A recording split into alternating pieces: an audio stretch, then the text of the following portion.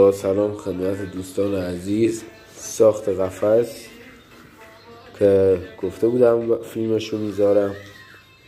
اول از همه 4 تا 60 میبریم برای دورش، برای چارچوباش.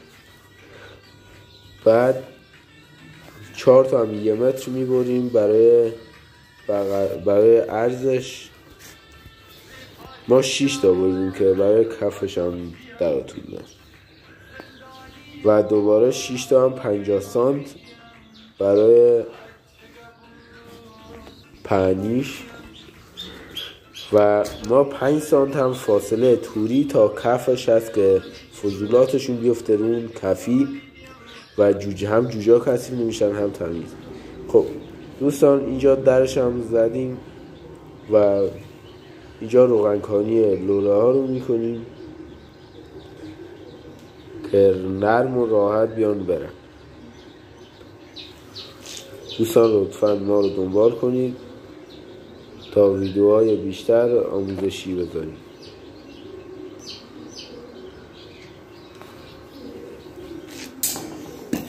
دوستان انشاءالله تور زدنش رو هم میذاریم، قسمت دوم میذاریم.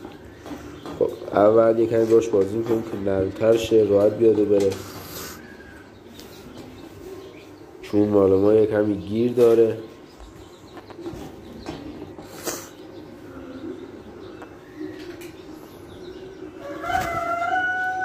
دوستان ما 5 سانت قوطینی رو آوردیم واسه جای گلم.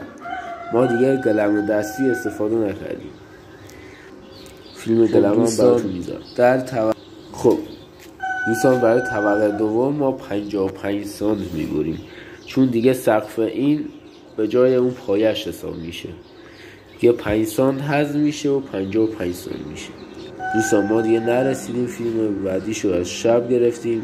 طبقه دوم هم ساختیم، 5 سانت فاصله بهش دادیم برای کفی و برای توری بالاش و 2 تا میلگرد میزنیم بالا، 1 میلگرد هم پایین. ما دیگه اینجا اشتباه میلگرد رو زدیم، دوباره بریدیمشون، جاشون رو درست کردیم.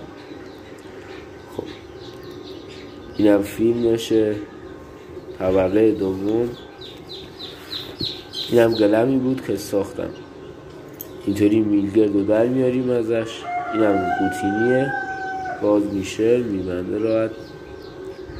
گلم رو میزنیم هم محکم هم خیلی راحت. خب دوستان عزیز این فیلم ادامهشه و زور گرفتیم. این هم جایی بود که بهتون گفتم میلگردار رو اشتباه زده بودیم، درستشون کردیم. حالا بریم گلم رو طبقه دوم هم زدیم که بازش میکنیم به همین راحتی. ما اینو قفس رو 3 طبقه زدیم که دیگه راحت جای حدوداً 200 تا 300 تا جوجه یه روزه رو داشته باشه. ما جمع